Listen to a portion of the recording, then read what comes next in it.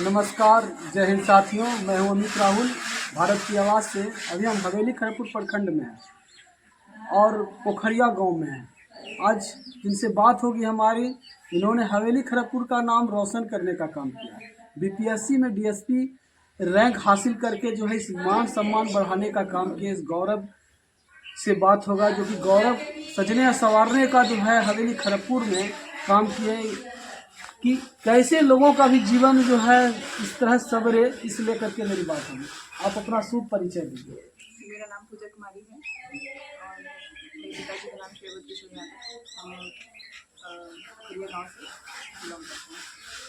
अच्छा, आपसे मेरा एक सवाल यह रहेगा कि आप कितने घंटा पढ़े जो तैयारी आप सक्सेस की बीपीएससी में डीएसपी रैंक हासिल की? कितने घंटा तो नहीं कहूँगी, लेकिन हाँ मैक्सिमम टाइम पढ़ाई में ही ज़्यादा था और थोड़ा बहुत इधर उधर जाता था, नहीं तो मैक्सिमम टाइम पढ़ाई पे। अच्छा, बच्चे लोग बहुत लोग तैयारी कर रहे हैं, कोई पटना में कर रहे हैं, कोई दिल्ली में कर रहे हैं, कोई कलकत्ता में कर रहे हैं। वो लोग का भी जीवन आपके तरह कैसे सवरे और सुंदर ऐसे आगे सवरने का काम है, क्योंकि उसका भी जो है सफलता हासिल उसका भी होगा। क्योंकि जो एग्ज़ाम है बीपीएससी का मैक्सिमम जो है वो यूपीएससी पैटर्न पे जा रहा है, तो मैं तैयारी यूपीएससी की कर रही थी, तो उसकी वजह से फिर मुझे एडवांटेज मिला इसमें। जो लास्ट ईयर का पेपर था 69 का, वो काफ़ी यूपीएससी के लेवल तक मैच करने की कोशिश की गई थी, तो उससे फ़ायदा हुआ। उसमें कंसेप्चुअल क्वेश्चन ज़्यादा हैं और फैक्चुअल कम है, तो मुझे लगता है कि अब कंसेप्ट्स पर ज़्यादा ध्यान देके आप अच्छा कर सकते हैं इस एग्ज़ाम में। और क्या कहना चाहते हैं, खड़गपुर में आज गौरव का नाम हासिल करने का काम किया, आज मान सम्मान माता पिता का बढ़ाने का काम किए, इस प्रखंड का मान सम्मान बढ़ाने का काम किए और अच्छा ज्ञान दीजिए जैसे और बच्चे लोग का जो है ना जीवन सवरे।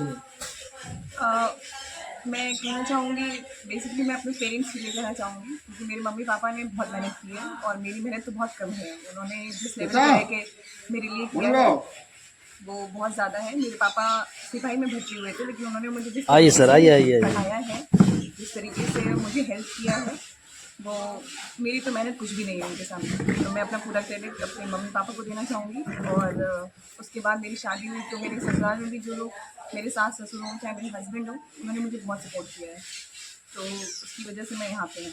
मेरी मेहनत में इसमें सिर्फ समझूंगी 5%, बाकी सब पापा की मम्मी की बहुत मेहनत है। मतलब शायद जब से उन्होंने मुझे पढ़ाना शुरू किया तो एक सपना लेके शुरू किया था कि कुछ करना है, तो बस इसीलिए मैं कर पाई, वरना नहीं कर पाती। बच्चे सब किस तरह से पढ़ाई करते थे, कौन से स्कूल में पढ़ते थे जो है, और किस तरह के कौन से सरकारी स्कूल में की सीबीएसई से कि वो भी थे, कौन इस तरह भी बताने का प्रयास कीजिए। मैं केंद्रीय विद्यालय में पढ़ी हूँ, वहाँ पे सीबीएसई पैटर्न पे ही पढ़ाई होती है। और फिर 6th क्लास तक तो पापा को बहुत टाइम रहता था, तो वो मुझे पढ़ाते थे खुद ही, और उसके बाद फिर टाइम नहीं मिला तो हम लोग फिर पढ़ते थे, लेकिन तब भी हेल्प करते थे हमेशा।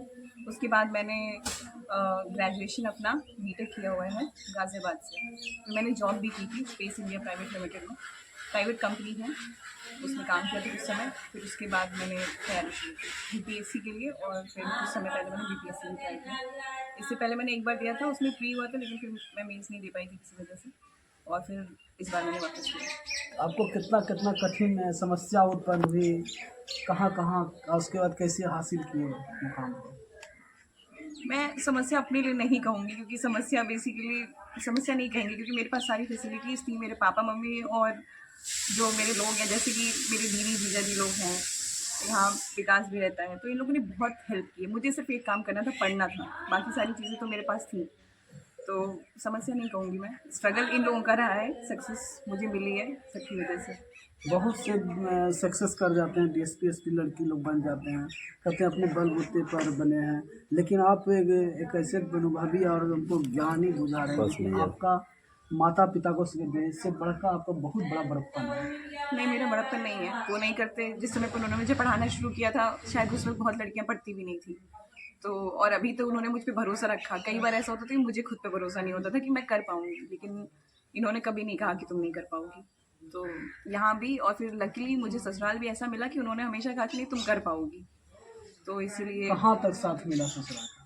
पूरी तरीके से, हर तरीके से। मतलब मैं बहुत लकी हूँ, शायद मम्मी पापा के कर्मों का फल मुझे मिला है। मेरे दादाजी नहीं, इसका दुख है मुझे बहुत ज़्यादा आज।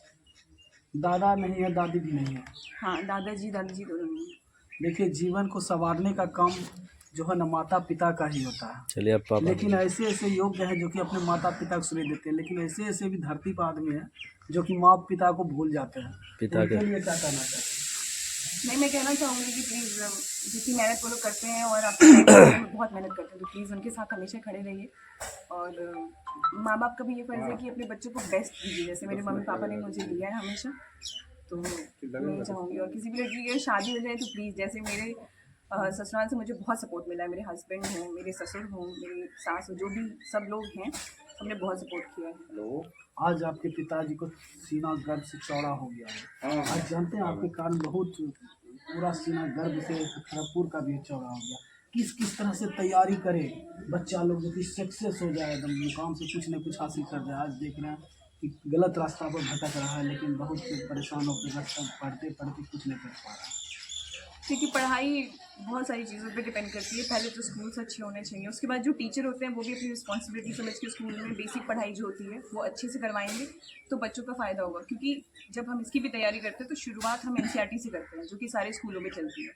तो अगर टीचर अपनी रिस्पॉन्सिबिलिटी अच्छे से निभाएं तो शायद बच्चों को समय नहीं लगेगा। मुझे भी काफ़ी समय लगा, क्योंकि पता नहीं था कि किस तरीके से एग्ज़ाम होता है, तो उसको समझने में, सब चीज़ें करने में थोड़ा समय लगा।